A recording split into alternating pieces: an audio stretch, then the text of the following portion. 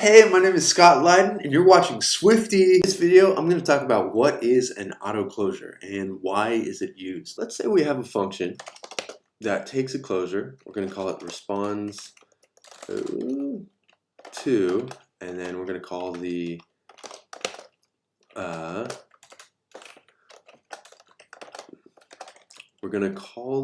parameter comparison. And so, if comparison is true, print it was true, else it was false. Oops, sorry.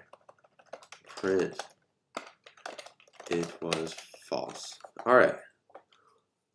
So if we want to call this function, we have to pass in a closure. So responds to, and then we're going to put the closure right here, and we could put, let's say 2 is more than 1.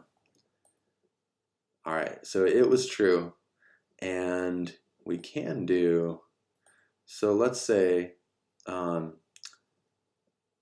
we don't like these double curly brace, this curly brace jutted right up against the parentheses.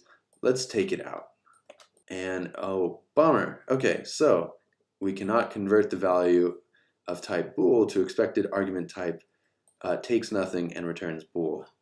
So there is a way we can do this, and it's with an autoclosure. And basically what it does is in the background, it takes this and then wraps it with curly braces so that this kind of thing can work.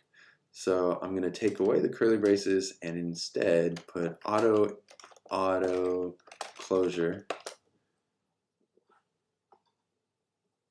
Oh, this should be lowercase. There we go. And it should work. Cool. So that's basically what an auto closure does.